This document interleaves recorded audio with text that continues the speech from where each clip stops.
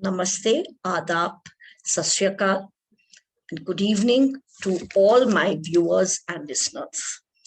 जो भी हमको सुन रहा है, आज मैं आपके सामने एक ऐसे विषय पर बात करना चाह रही हूँ, विषय पर जो सब लोग सुनते हैं बट समझने की कोशिश कम ही लोग कर रहे हैं।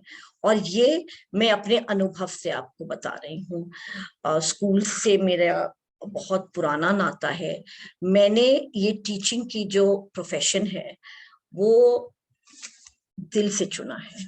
साईं माँ, तो मैं as a mother, as a grandmother, as an educator, teacher, आप लोग सबको जो एडुकेटर्स हैं, टीचर्स हैं, मेंटोर्स हैं, प्रिंसिपल्स हैं, a principal has to be a teacher first, और सबसे से ऊपर जो माएँ हैं, and of course the fathers could not be left behind. I want to tell you about ECCE and NEP 2020. सबसे पहले हम लोग समझ लें कि ये है क्या। सुनते हम लोग हैं, समझने की कम कोशिश करते हैं। सो इट इज ECCE और किसके अंतर्गत? NEP 2020। ये आप लोगों को समझाना है कि इसका मतलब है क्या। इसका मतलब है early childhood care and education. ये केयर बहुत इंपॉर्टेंट है। इसको अगर हिंदी में कहेंगे तो ये है प्रारंभिक जो बाल्यावस्था शिक्षा कब शुरू करनी चाहिए, इसके बारे में हम लोग को क्या जानकारी लेनी चाहिए। और NEP 2020 इसको हम लोग न्यू एजुकेशन पॉलिसी के नाम से जानते हैं। हाँ, ये न्यू है, लेकिन NEP is national education policy, जो कि हम लोग की राष्ट्रीय लेवल पर है। बट क्या चेंजेस आए हैं वो मैं आप लोगों को बताना चाहती हूँ, और ECCE का महत्व बताना चाहती हूँ कि ये क्यों इतना इम्पोर्टेंट है। सो ECCE का मैंने आपको फुल फॉर्म बताया, early childhood care and education, right. ये जो केयर वर्ड है, इसका क्या मतलब है? केयर का मतलब है स्नेह। Early childhood care and education पूरा स्नेह पर है।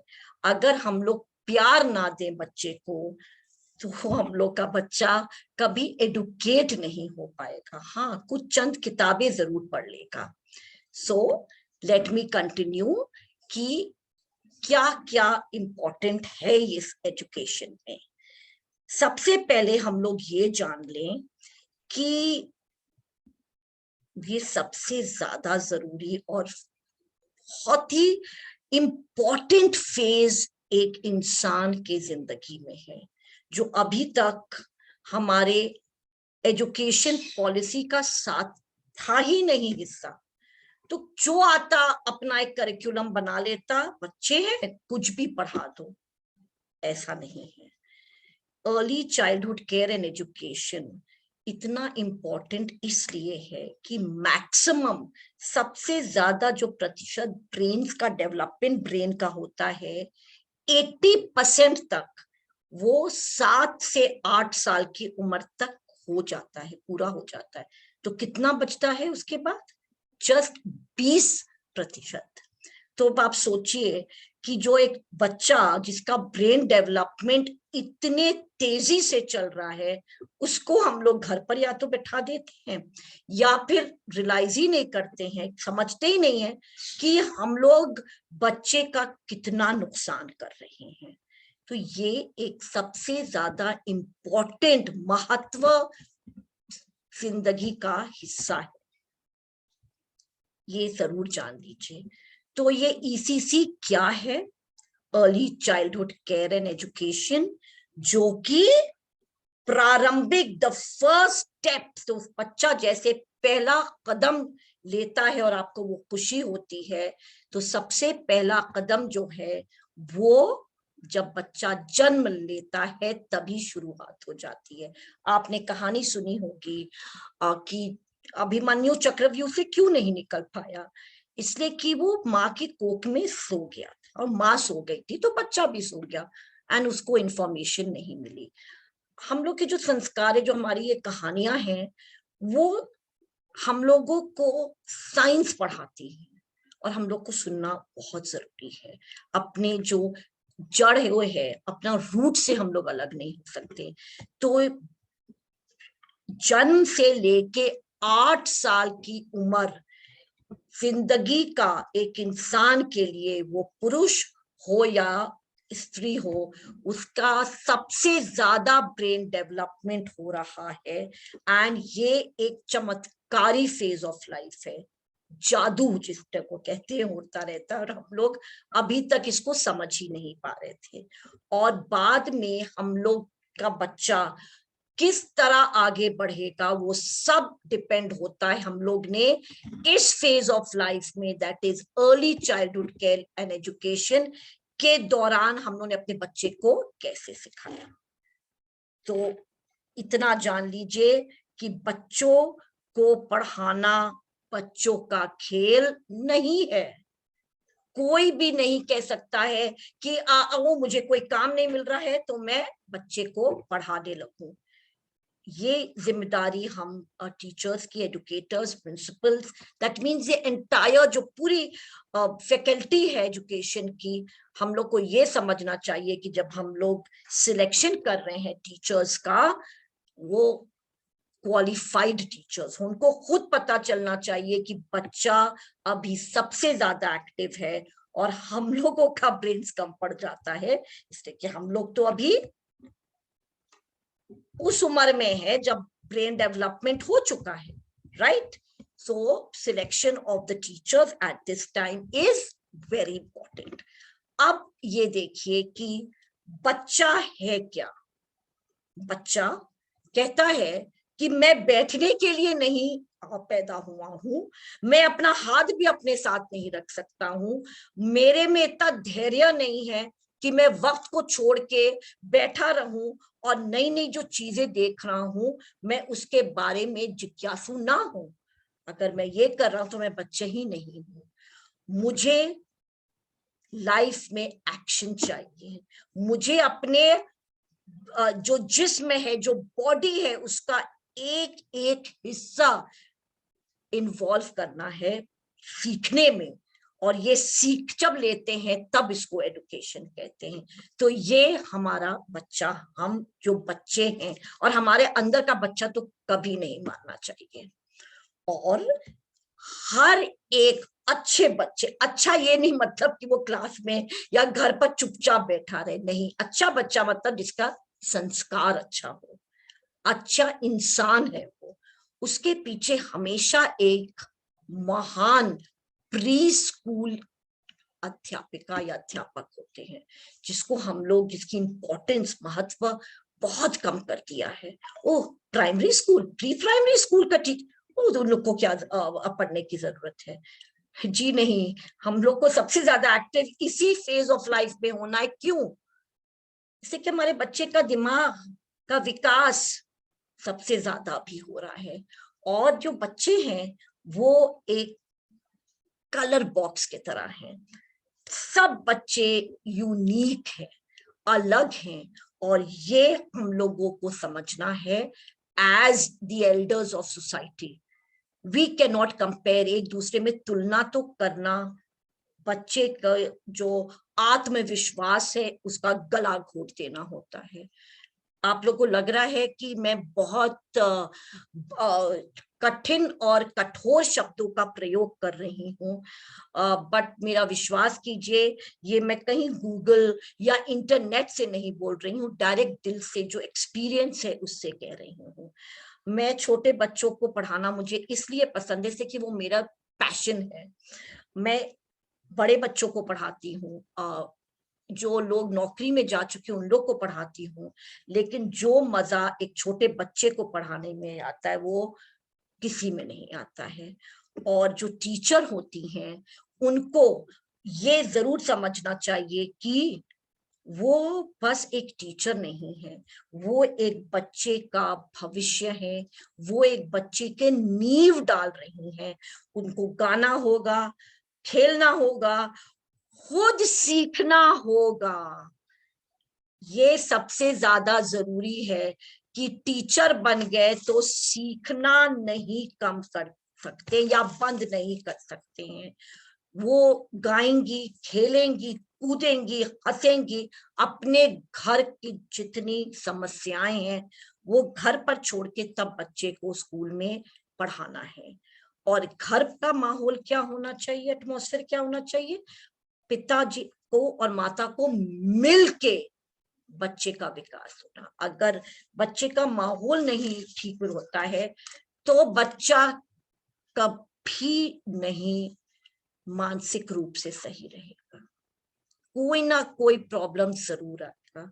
तो लड़ाई हर घर में होती है, झगड़े होते हैं, कोशिश जरूर करना चाहिए कि वो बच्चे के सामने ना हो। तो मैं जो एक टीचर हूं, मुझे ये सब करना है ताकि मेरा बच्चा दुनिया का सबसे अच्छा इंसान बन सके, ना कि सबसे अच्छा स्टूडेंट। ये हम लोगों को पता है कि जो ज्यादा मार्क्स लाते हैं वो हमेशा लाइफ में सक्सेसफुल नहीं होते हैं। So this is the theme of ECCE। अब मैं आप लोग से एक प्रश्न पूछना चाहूंगी कि अगर हम लोग सोचते हैं कि ये स्कूल है, ये स्कूल है, यहां सबसे ऊपर कौन है? आप लोग ने जनरली, जब मैं शुरू में पूछती थी तो मैं कहती तो सबसे इम्पोर्टेंट जिसके सबसे ज्यादा महत्व एक स्कूल में है वो कौन होता है? तो शुरू में मुझे जवाब आते थे कि प्रिंसिपल एंड टीचर्स, मैनेजमेंट। अब मेरे इतने वर्कशॉप शायद हो गए हैं कि अब मुझे बहुत सही जवाब मिल रहे हैं कि इस स्कूल में जो चाइल्ड है वो सबसे ज्यादा इम्पोर्टेंट है। अगर ये बच्चे ही नहीं है स्कूल में या घर पर तो हम लोग की तो कोई औकात ही नहीं, हम लोग क्या कर रहे हैं? और यहाँ टीम पेरेंट्स हैं और इधर टीम स्कूल खड़ी हुई है, इक्वल रिस्पॉन्सिबिलिटी के साथ। ये हम लोग नहीं कह सकते चलो बच्चे को स्कूल में डाल दिया तो हम लोग अब अपने जिम्मेदारियों से पीछे हट जाएंगे, या टीचर्स ये स्कूल में कहें या प्रिंसिपल कि oh no the entire responsibilities of the parents. No, हम लोगों को अगर चाहिए है कि ग्राफ ऐसे हो, हमारा बच्चा ऊपर की तरफ जाए, उसका विकास हो, डेवलपमेंट होलिस्टिक, मतलब हर एक हिस्सा बच्चे का डेवलप होना चाहिए, उसके बारे में मैं बताती हूँ। तो ये टीम पेरेंट्स और टीम स्कूल को हाथ जोड़ना होगा, इसको कहते हैं टीम वर्क। हम लोग को जुड़ना पड़ेगा कि ये जो बच्चा है तभी प्रोग्रेस करेगा। हम लोग एक दूसरे पर ना गलतियां, उंगली उठाना बहुत आसान है, बहुत आसान है, बट याद रखिए जब हम लोग वो एक उंगली उठा रहे, बहुत ही पुरानी कहावत है लेकिन very true. So when we are pointing one finger, three fingers are pointing and it is blaming us. So let us be careful when we give blame to each other कि आपके वजह से ये हुआ, आपके वजह से हुआ। टीचर्स को बहुत पेरेंट्स बेइज्जत कर देते हैं, अरे इनको क्या पता, हम लोग पैसा दे रहे हैं तो इसलिए बच्चा, हम लोग का स्कूल पर पूरा अधिकार है। अगर हम लोग नहीं इज्जत दे रहे हैं तो बच्चा नहीं कभी टीचर्स को या अपने बड़ों को, अगला वो आप ही की बेइज्जती करेगा, इसलिए कि उसने इज्जत करना सीखा नहीं है या फिर हम लोग ने सिखाया नहीं। So let us get together and teach our children from that 0 to 8 years how to be respectful। जब हम लोग उनको रिस्पेक्ट देंगे वो हम लोग को देंगे। और सिखाना होगा कि आप ये अभी हम लोग पालन पोषण कर रहे हैं तो सुनिए क्या हम लोग कह रहे हैं। बच्चे की जिद, हर जिद पूरी कर देना, जो मांगे वो दे देना, not a part of education. These are the things we have to teach. Now the next point is that जब इज्जत दे दिया है तो लाड भी दे रहे हैं, केयर है वो वर्ड, केयर, स्नेह। गौतम बुद्धा जी से एक बार किसी ने पूछा विष क्या होता है, पॉइजन क्या होती है, व्हाट इज पॉइजन। उन्होंने बहुत सरलता से इस प्रश्न का उत्तर दिया, कोई भी चीज अधिक दे दो वो पॉइजन हो जाती है, विष हो जाती है, जहर हो जाता है। इसका क्या मतलब है? इसका ये मतलब है कि ज्यादा लाड कर दो बच्चा बिगड़ जाता है, लाड ना कर दो तो बच्चा इनसिक्योर हो जाता है, ज्यादा खिला दो तो पेट खराब हो जाता है, कम खिलाओ तो बच्चा अंडर नरिश रह जाता है। मारना तो एकदम ही नहीं है आजकल के, हम लोगों ने भी अपने बचपन में मार खा के हम लोग बड़े हो गए और काफी स्टेबल है, आजकल नहीं है। और हम लोग को चेंज एक्सेप्ट करना अनिवार्य है। We have to accept change and let us be the change that we want to see in the world. फिर वही उंगली वाली बात होगी कि हम लोग उंगली करें, अरे वो चेंज हो हम लोग बाद में करें। नो, सबसे पहले खुद को चेंज करें। So we must know how much to give and what to give. अब इस पर हम लोग आते कि ये जो एजुकेशन पॉलिसी है वो क्या थी और अब क्या हो गई। बहुत ही सिंपल है, हम लोग समझ नहीं पा रहे, इसलिए क्या है क्या है एक दूसरे से पूछते रहते। मैं आपको बहुत ही सिंपली समझाना चाह रही हूँ, कुछ नहीं है इस एजुकेशन पॉलिसी में। It is the best education policy 1986 के बाद, 34 इयर्स के बाद अब विश्व स्तर की ये बनाई गई है कि बस हम लोग अब हिंदुस्तान में नहीं पूरे विश्व के साथ हम लोग मिलके काम करेंगे एजुकेशन वाइज। ओके, सो पहले आप लोग को पता था 10+2 स्कीम थी, राइट? ओके, अब यही हो गई है, बहुत ही ध्यान से देखिएगा, 5+3+3+4, याद रखिएगा। 5 साल, 3 साल, 3 साल और 4 साल के एजुकेशन हम लोग ने इसको बांट दिया है। अब ये है क्या? ओके, 5 साल जो बेसिक एजुकेशन है ये है early childhood care and education, ECCE। That means जब हम लोग प्रारंभ कर रहे हैं एजुकेशन बच्चे का। अब ये इतना जरूरी क्यों है? इसलिए कि इस वक्त हमने आपको पहले ही बता दिया, ब्रेन डेवलपमेंट, ब्रेन का विकास हो रहा है और हम लोगों को पूरा होलिस्टिक आप शब्द सुनते रहिएगा तो आप लोग को इसका मतलब भी पता, that means overall development of the body, mind and soul. मतलब कि आपकी जो शरीर का विकास है, मानसिक विकास है और जो इमोशनल विकास है, मतलब जो हम लोग की भावनाएं हैं, भावनात्मक जो विकास है वो भी हम लोगों को इसी टाइम में सेट कर देना है। तो ये 5 साल को क्या कहते हैं हम लोग? सबसे प्राथमिक तो ये फाउंडेशनल स्टेज है, ये फाउंडेशनल स्टेज है। नाउ ये फाउंडेशनल स्टेज क्या होती है? जब हम लोग नींव रखते हैं। आपने एक बरगद का पेड़ देखा है, उसके जो जड़ है कितने स्ट्रॉन्ग है, वही हम लोगों को करना है, जड़ मजबूत करनी है। फाउंडेशनल मतलब नींव रखने वाली स्टेज है ये। ओके, सो जो फाउंडेशनल स्टेज को देखिए, सबसे ज्यादा टाइम दिया गया है 5 साल का, राइट? ये 5 साल में 2 हिस्से में इसको बांट दिया गया है, 3 साल और 2 साल।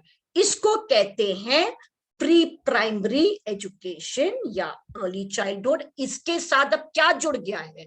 इसके साथ क्लासेस 1 और 2 जुड़ गया है, जो प्राइमरी सेक्शन में अभी तक था। सो दैट मीन्स बर्थ से लेके 0 से 8 साल तक is what is known as early childhood care and education. मैं care पर बार बार बहुत ही ज्यादा स्ट्रेस दे रही हूँ कि केयर नहीं है तो एजुकेशन नहीं है। अगर हम लोग किसी को पीट पीट के किसी को भी सिखाए वो कभी नहीं सीख पाएगा। So cooperation and care is the main thing. अब हम लोग ने नींव रख दी बच्चे की। ओके, नींव रख दी 5 साल की। हम इसलिए आप लोग को समझा दे रहे हैं पूरा एनईपी का जो ब्रेकअप है, इससे कि किसी के बच्चे छोटे होंगे, कोई बड़े क्लास में भी होगा। ये हो गया फाउंडेशनल स्टेज, क्लास 2 तक याद रखिए। अब आता है प्रेपरेटरी स्टेज। अब हम लोग ने नींव रख दी है और हम लोग अब बच्चे को प्रिपेयर कर रहे हैं, तैयार कर रहे हैं। उस पौधे को अब हम लोग उसमें खाद डालेंगे, मोर एजुकेशन डालेंगे, ज्यादा सीख देंगे। और ये है क्लासेस 3 to 5 प्रेपरेटरी। हम लोग उन लोग को प्रिपेयर कर रहे हैं किस तरह बच्चे को अभी आगे लेके जाना है। Preparatory stage, right? So foundational and the preparatory stage. ये कितने साल का है? 3, 4, 5। सो ये हुआ 3 साल का। सो 5 + 3। The next comes the middle school. Middle school, अब इसके इस टाइम में बच्चा बड़ा हो गया है, उसके जो मांसपेशियां हैं हाथ के पैर की वो ठीक हो गए। मतलब ठीक हो गई, अब ठीक तो पहले भी थी, वो अब स्ट्रॉन्ग हो गई, उसमें ताकत आ गई है। तो अब बच्चा प्रिपेयर्ड है 6 to 8 में। और इस वक्त वो अपने सब्जेक्ट्स, अपना विषय जो उसको लेना वो चूज कर सकता है कि हमको साइंस नहीं पसंद आ रहा है, हमको आर्ट्स में दिलचस्पी है, रुचि है, तो मैं वो लूंगा या लूंगी। So this is 6 to 8, 6, 7, 8। तो ये भी 3 साल का है। ओके, सो 5 + 3 + 3 हम लोग आ गए। अब 4 years, वो है सीनियर सेकेंडरी ईयर्स। अभी तक हम लोग को ये लगता था ओ 11th 12th में बहुत जरूरी है बच्चों को अटेंशन देना। एकदम गलत। अटेंशन तो हम लोगों को उनके सबसे पहले, जब हम लोग नींव रख रहे हैं, जब नींव नहीं स्ट्रांग होगी तो यहां तक तो क्या होगा, ये नींव नहीं स्ट्रांग है, नहीं तो पेड़ तो गिर ही पड़ेगा। सीनियर सेकेंडरी तक आते आते हमारे बच्चों की नॉलेज इतनी कम रहती है कि उन लोग इसीलिए वो टेस्ट एंजाइटी, एग्जाम एंजाइटी, मैं परेशान हूं, मुझे आत्महत्या कर लेने का दिल है, इसलिए कि हम लोग ने वो नींव स्ट्रॉन्ग नहीं रखी थी। तो ये 4 साल का फेज है, 9 से 12। अब पिक्चर नहीं बता रही हूँ, 9, 10, 11, 12 and that is 4 years of education. So कितना हो गया?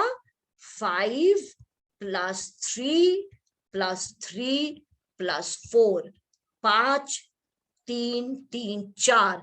तो अब आप ये बताइए सबसे ज्यादा टाइम किसको दिया गया है? बताइए। ये है early childhood and care and education को दिया गया है, जो कि हमारा सबसे पहला कदम है। और ये शिक्षा जन्म के पहले से शुरू हो जाती है और सबसे ज्यादा विकास होता है। ठीक है, तो ये सबसे पहले आप लोग को जान लेना चाहिए कि what is early childhood and the different sections.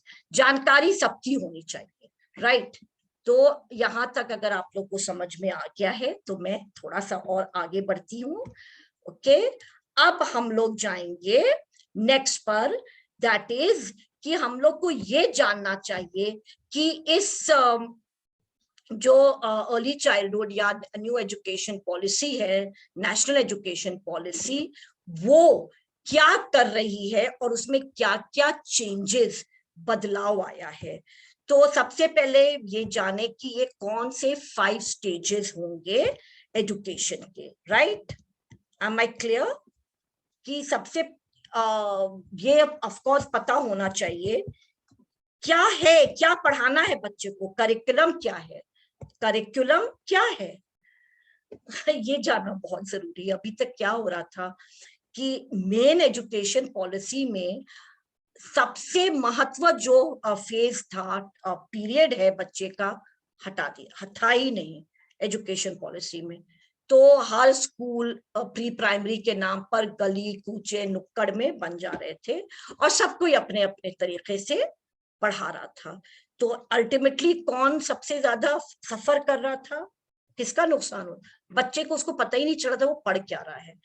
Phonetics एक इंग्लिश या हिंदी में भी जो साउंड होते हैं एक भाषा के, वो जरूरी हैं, 100% जरूरी हैं। कोई भी उठ के फेनेटिक्स सिखा दे रहा था, फेनेटिक्स का प्रोनाउंसिएशन भी फोनेटिक्स करके बोल रहे थे। सो नाउ करिकुलम सेट हो गया है एंड हम लोग को पता होना चाहिए एज पेरेंट्स एज टीचर्स ये करिकुलम है क्या। We should be aware because knowledge is power. Just remember that knowledge is power, nothing else. अगर पेरेंट्स की नॉलेज नहीं है तो हम लोग किसी को नहीं और ब्लेम कर सकते हैं।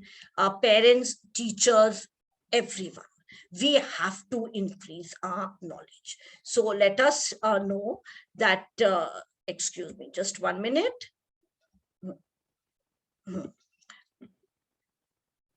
ये जो कॉग्निटिव डेवलपमेंट है, कॉग्निटिव का मतलब है दिमाग से जो विकास होता है उसके बारे में। अब ये अगर बच्चा थोड़ा सा कमजोर है पढ़ाई में तो उसका ये नहीं मतलब है कि उसका दिमाग अरे कम है उसका दिमाग, जी नहीं, उसकी रुचि कहीं और है, इसलिए वो शायद पढ़ाई में मन नहीं लगा रहा है।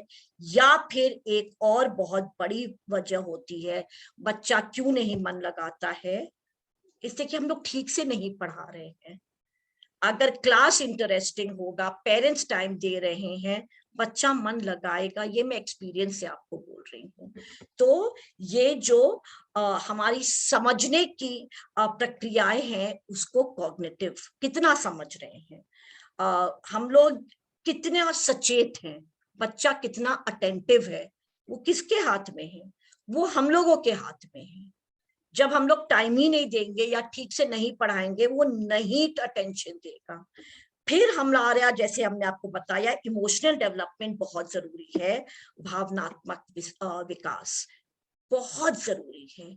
इमोशंस, आप अपना खुद लाइफ, अपनी जिंदगी में एक कोई उदाहरण देख लीजिए, जिस दिन घर में कुछ बहुत ही अच्छा माहौल नहीं है तो हम लोग का किसी काम करने में दिल ही नहीं लगता है और हम लोग बहुत जल्दी थक जाते हैं। बट उसी के विपरीत दिल जब खुश रहता है तो लगता है अरे आज हम थक ही नहीं रहे। तो बच्चे का इमोशन, दैट मीन जो भावनाएं हैं वो समझनी पड़ेगी। फिर है स्पीच एंड लैंग्वेज डेवलपमेंट। ये जो स्पीच है, जो हम लोग बोलने की जो हम लोग को शक्ति दी गई है वो बस इंसानों को दी गई है, बस हम ही लोग बात कर सकते हैं। तो हम लोग को बहुत ही सही तरीके से बच्चे को सही टाइम पर बोलना, कैसे बोलना, कितना बोलना, कब बोलना, ये सिखाना पड़ेगा। ये हम लोग माता पिता और स्कूल का सबसे बड़ी जिम्मेदारी है। अब बड़बड़ बड़बड़ बड़बड़ करके कोई बोल रहा है, अरे मेरा बच्चा बहुत फर्राटे से बोल रहा, जी नहीं। अगर हम बोल रहे हैं और आप समझ नहीं पाइए, या आप बोलिए और हम समझ नहीं पाए, उसको स्पीच कहते ही नहीं है, उसको गिबरिश कहते हैं इंग्लिश में, मतलब फालतू की बात। और लैंग्वेज एक ऐसी स्किल है हम लोग में जो उसके बिना इंसान आगे बढ़ ही नहीं सकता। या वो साइन लैंग्वेज हो, नॉन वर्बल या वर्बल लैंग्वेज जिसको कहते हैं, इशारे समझ लेना, बच्चे को इशारे समझ लेना चाहिए। बच्चे को माँ बाप के आंखों का भी या टीचर का हमेशा हर चीज बोल के नहीं बोलनी पड़ती है। There are so many times जब बस आंख का इशारा, जैसे कि मेहमान घर में आए हैं और कोई चीज बिस्किट्स कम है और आपने पहले से बच्चे से कह दिया नहीं खाना है, बच्चा तो बच्चा ही है, वो कोशिश करेगा खाने की कि चलो हम थोड़ा टेंशन लेते हैं। माँ का एक आंखों का इशारा या टीचर का क्लास में जस्ट कीप क्वाइट, हमेशा चिल्लाना नहीं जरूरी होता है। हम लोगों को आंखों के इशारों से, नॉन वर्बल मतलब बिना बोले भी बच्चे को समझ में आना चाहिए, उसको कहते हैं speech and language development. Fine motor skills मतलब कि जो हम लोग के उंगलियों का डेवलपमेंट है, विकास है, वो शुरुआत में कम है बच्चे में और बाद में जाके होता है। और हम लोग उसको नर्सरी क्लास में पेंसिल पकड़ाने की कोशिश करते हैं। घोर अन्याय है बच्चे के साथ। मैडम वो लिख नहीं रहा है मतलब आप ठीक से नहीं पढ़ा रही हैं। ग्रॉस मोटर स्किल डेवलपमेंट मतलब बड़ी चीजें पकड़ लेना, तो वो बच्चा पहले सीखता है और फाइन मोटर स्किल्स बाद में। सो याद रखिए कि ये जो अर्ली इयर्स ऑफ लाइफ है उसमें सबसे ज्यादा इंपॉर्टेंट लर्निंग है, और ये लर्निंग की हम आपको बात बताएंगे कि कैसे लर्निंग होनी चाहिए इन प्री प्राइमरी सेक्शन। ओके, तो जाके लड़िएगा मत टीचरों से, स्पेशली पेरेंट्स, कि हमारा बच्चा अभी बोल तो पा रहा है, लिख नहीं पा रहा है। LSRW, बहुत लोग कहते हैं L फॉर लर्निंग। नहीं, हम लोग शुरुआत में लर्न कैसे कर लेंगे, याद कैसे कर लेंगे, जब लिसन नहीं करेंगे। सुनना, बोलना, पढ़ना और फिर लिखना। और अगर आपने ये तीनों अच्छे से सिखा दिया है तभी बच्चा ठीक से और खुशी खुशी लिखना शुरू करेगा। जब वो समझ ही नहीं पा रहा वो लिख क्या रहा है, जब उसकी फाइन मोटर स्किल्स डेवलप ही नहीं हुई है, तो बच्चा बितकेगा। और most important for early childhood care and education is class को, घर के माहौल को खुश रखिए और इंटरेस्टिंग रखिए। रोमांच के बिना क्या, अगर हम लोग एक फिल्म भी देखने जा रहे हैं, अगर बोरिंग होगी, हु वांट्स टू वॉच, कौन देखना चाहेगा? तो क्लासरूम में बच्चा आपकी बात क्यों सुने अगर आप उसकी रुचि की बात नहीं कर रहे हैं? इसको इसीलिए कहा जाता है प्लेवे मेथड या एक्टिविटी बेस्ड लर्निंग। एक्टिविटीज को सीखना पड़ेगा टीचर्स को भी, दैट वही घिसा पिटा जो हम लोग के पास बाबा आदम के टाइम के असाइनमेंट्स हैं, असेसमेंट्स हैं, जी नहीं। अब जो है काइनेस्थेटिक लर्निंग है। काइनेस्थेटिक मतलब छू के, hands on learning, experiential learning. उसके बाद टेक्नोलॉजी बेस्ड लर्निंग। बच्चा मोबाइल पर अगर है दिन भर, उसमें किसकी गलती है? हम लोगों की। बट उसी स्किल को, उसी रुचि को अगर हम लोग थोड़ा सा लर्निंग में चेंज कर दे, nothing better than that, isn't it? तो ये हम लोग पर है कि हम लोग कितना सीख रहे हैं बच्चों के बारे में। बच्चा तो शरारत करेगा, उसका जन्म सिद्ध अधिकार है, और जो शरारत नहीं करेगा मतलब बच्चा सोच ही नहीं रहा है, डल है। डल बच्चे तो हम लोग को बनाने ही नहीं है, हम लोग को तो एक्टिव एंड अजाइल बच्चे बनाना है। उसके लिए सबसे पहले हम लोगों को एक्टिव होना होगा। और ये सब जितनी हम बुढ़े हो गए, मेरी ये बीमारी है, हम नहीं कर पाएंगे, ये सब एक्सक्यूजेस है। Attitude is everything in life, we have to think positive. अगर हम लोग पॉजिटिव हैं, बच्चा पॉजिटिव होगा। So LSRW, please do follow that. Teachers, principals, faculty, administration, management, and above all the parents. We all are parents. हमने आप लोगों को बताया कि मेरे नाम ही में साई और माँ है, इसलिए मैं समझती हूँ कि let us join hands। और सबसे पहले पेरेंट्स, टीचर्स, उन लोग को काउंसलिंग की जरूरत है कि ये इस तरह, अगर बच्चा हाइपर एक्टिव है तो किस तरह हम लोग असाइनमेंट्स देंगे, क्लासरूम को किस तरह सेटअप करना है। Early childhood care and education में it is of prime importance, prime importance. Classroom कितने जोन्स में रखना है। अगर एक बच्चा हाइपर एक्टिव है, उसको थोड़ा सा, जो स्लो लर्नर, इसका दिमाग कम नहीं है, प्लीज ये दिमाग, जो मे भी थोड़ा सा ज्यादा रिलैक्स्ड है, उन लोग को साथ बिठाइए, गिव द जिम्मेदारी, रिस्पॉन्सिबिलिटी दीजिए कि it's your responsibility. You just see बच्चे हम लोग से ज्यादा जिम्मेदारी लेना जानते हैं। मेरी बच्ची एक थी, अब तो वो बहुत अच्छी सुंदर लड़की, यंग लेडी बन गई है, वो व्हील चेयर पर थी, सच अ गुड सिंगर। तो हमारी हेडमिस्ट्रेस ने कहा कि ये बच्चा, इसको गेम्स एंड उसमें मत ले जाओ, let her be in the class. She got very angry, वो बहुत गुस्सा हो गई। शी सेड, व्हाई, मैं क्यों नहीं जा सकती हूँ खेलने? मुझे भी खेलना पसंद है और मैं सबसे ज्यादा दौड़ती हूँ। और सच में वो व्हील चेयर पर, वो मेरे क्लास में थी, क्लास 5 आई रिमेम्बर, क्लास 4 और 5 में मेरे साथ थी। तो मैंने उसके साथ 2 फ्रेंड्स दे दिया, एंड वो फ्रेंड्स ने जो अपना फर्ज निभाया है, बारिश हो या धूप हो, वो बच्चे को नहीं छोड़ते थे। एंड शी, वो सबसे ज्यादा एक्टिव थी। आज वो इतनी सुंदर, एंड सुंदर तो वो हमेशा से थी। She is a very good singer. वो हर बड़ी बड़ी महफिलों में गाती है, सो स्मार्ट एंड कॉन्फिडेंट, और हमको नहीं भूली है वो। तो प्राइमरी स्टेज में अगर आप पढ़ा रहे हैं तो याद रखना कि आपका जो वो केयर है, स्नेह है, लव है, वो जिंदगी भर बच्चा नहीं भूलेगा। That is of prime importance. इसको कहते हैं इंक्लूसिव एजुकेशन, सबको साथ लेके चलना। इंक्लूसिव एजुकेशन में हम लोग को ये भी याद रखना है कि हम लोग को ऊपर बढ़ना है कि रिलीजन, कास्ट, क्रीड, कलर सिखाना है। This is the best age. मैं ये नहीं करूंगी, मेरा धर्म ये, नो, क्या फर्क पड़ता है कि कोई किस रिलीजन का है, टीचर किस रिलीजन है, आपके स्टूडेंट किस रिलीजन के। Please, it is a request, religion, politics ये सब दिल में रखिए, लेके शोल्डर्स पर रैंक्स की तरह या फिर उसकी तरह घूमिए मत। ओ, मैं इस पार्टी को बिलोंग करती हूँ, या ये मेरा धर्म है। हम लोग में नहीं ऐसा होता है। किस में नहीं होता है?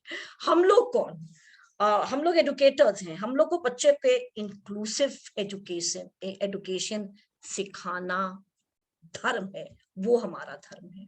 अपने कंट्री से प्यार करना, दगा नहीं देना, ये हमारा धर्म है।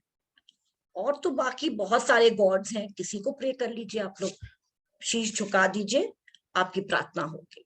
हाँ, कहानी जरूर बच्चों को अच्छी सुनाइए। कहानी, एक story telling is the best form of education in early childhood care and education. And make it very interesting, make it child centric. बच्चा उसमें हीरो है। Make the child feel a part of storytelling. It will prove to be a lifelong learning. So we have covered what should be the curriculum. उसमें और आगे हम बढ़ते हैं कि गार्डन साइंस मतलब नेचर से प्यार करना, प्रकृति। बिकॉज हमारी जो धरती है बहुत बीमार है, बहुत बीमार है, इसलिए कि हम लोग उसको अंधाधुंध पेड़ काट दे रहे, वृक्ष काट दे रहे हैं। तो बच्चे को सबसे पहले ये शिक्षा गार्डन साइंस की देनी है। टेक्नोलॉजी, मैथमेटिक्स में बस नंबर्स नहीं होते हैं कि बस 1 2 3 गिन लो या टेबल्स गिन लो। इसमें और बहुत हमने जब मेरे बच्चे छोटे तो मैं उस टाइम नया नया अबैकस निकला था। It increases your reasoning power, your mental thinking, concepts. तो स्कूल्स में अर्ली चाइल्डहुड में ये मैं कर चुकी हूँ, इसीलिए बता रही हूँ। अबैकस इंट्रोड्यूस कीजिए।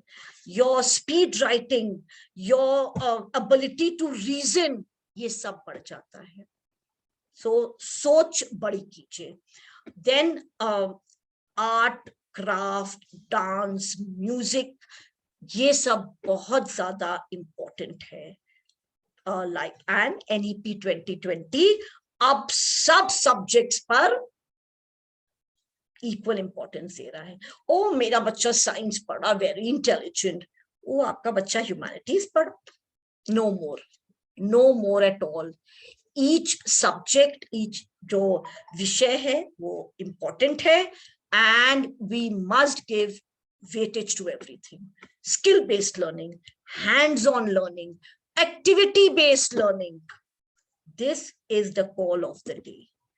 Make each subject child centric. Do not insult a child at all. इज्जत हमारे हाथ में है। तो अगर हम लोग बच्चे को ये कुछ, अरे बच्चा है, एमए के लिए पढ़ रहा है, ये सब हम सुन चुके हैं, तो जो बच्चा है वो अपने ही तो उम्र के हिसाब से उसका सिलेबस है। Make your classes like life fires. I assure you, nobody can stop the child from learning. कोई नहीं रोक सकता है।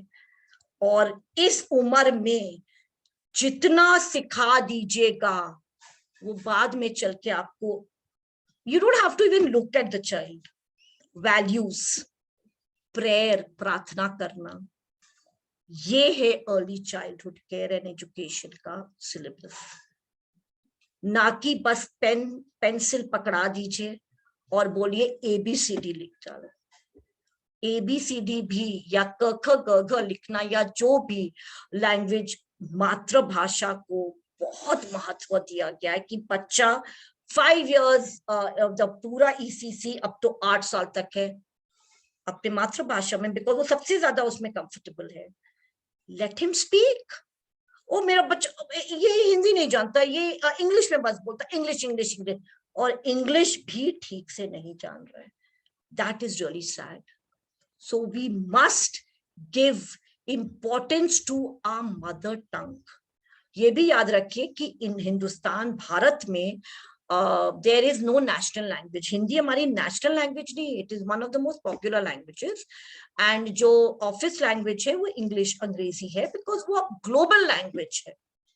तो इंग्लिश को भी महत्व दीजिए, कम्युनिकेटिव स्किल्स, और जो भी भाषा बोल रहे हैं उसका सही उच्चारण होना चाहिए।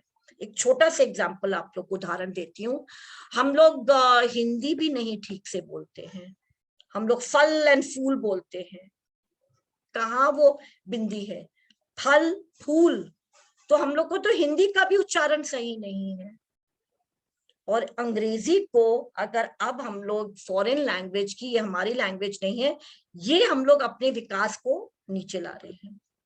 जितनी लैंग्वेज सीखिएगा उससे ब्रेन डेवलपमेंट ज्यादा होता है। सो जो कहते हैं ना कि एक ये इंसान 3-4 भाषाएं बोल, multilingualism, that means we are enhancing our brain development. जो होराइजन है उसको बढ़ा रहे हैं। इसका क्या मतलब है, जितनी भाषा जानेंगे उसके लिटरेचर पढ़िएगा, उसकी संस्कृति उस कंट्री की पढ़ सकते हैं, उस रीजन की, उस प्रांत की। तो क्यों नहीं सीखे लैंग्वेजेस, भाषाएं क्यों ना सीखे? सीखिए, सिखाइए, और सबसे पहले खुद सीखना, स्वयं। We have to learn. This is all about early childhood care and education with reference to concerning National Education Policy 2020. Assignments, assessments, अगर आप लोग को चाहिए है, we can connect, and of course I can give you all live classes on how to teach a child. बच्चों को पढ़ाना बच्चों का खेल नहीं। ओह कुछ नहीं कर रहे हैं तो पढ़ा ले। बच्चों को पढ़ाना is serious business, because it is the most important, crucial, vital phase in a person's life, and that is the early childhood care and education. ये गार्ड मान लीजिए, याद रख लीजिए कि let us join hands, because जो team में अगर हम लोग आ जाएं, that will make our dream work. That means इसका क्या मतलब है, अगर अलग अलग रहे, वो कहानी तो आपने सुनी ही होगी कि वो बूढ़े आदमी ने सबको एक एक स्टिक दिया, वो लकड़ी आराम से टूट गई, पर जब वो उन लोग ने बांध दिया तो नहीं तोड़ पाए। बहुत पुरानी कहानी है, बट ट्रू टू लाइफ, जिंदगी का एक बहुत ही बड़ा सीख देती है, बड़ी सीख देती है। उसी तरह अगर मुट्ठी बन जाए हम लोग, हिंदुस्तान, इंडिया, भारत ऐसी कंट्री है which is actually the best. जो हम लोग की संस्कृति है, हम लोग की जो हिस्ट्री है, वो शायद ही कहीं और किसी सोने की चिड़िया इसी तरह नहीं कहा था। चलिए मिले जुले, कास्ट क्रीड रिलीजन से ऊपर उठे और सीखने सिखाने पर ज्यादा जोर दें, तवज्जो दें, अटेंशन दें, ना कि आपसी लड़ाई में। So let us get together, join hands, and make the child the happiest and most loved and educated. That means सीख यहाँ रहन जानी चाहिए। कोई भी और अगर सवाल हो, आप लोग हमसे जरूर संपर्क में आ सकते हैं। पता नहीं मैंने आपको अपना नाम बताया कि नहीं। आई एम साई माँ, और एजुकेशन लाइन में मेरी पूरी फैमिली है, और मैं 33 साल से इस एजुकेशन फील्ड में हूँ, और अभी तक सीख रही हूँ। बहुत कुछ सीखना है बच्चों से, आप लोगों से। सो बहुत बहुत धन्यवाद, शुक्रिया, थैंक यू एंड जय Hind. God bless you all.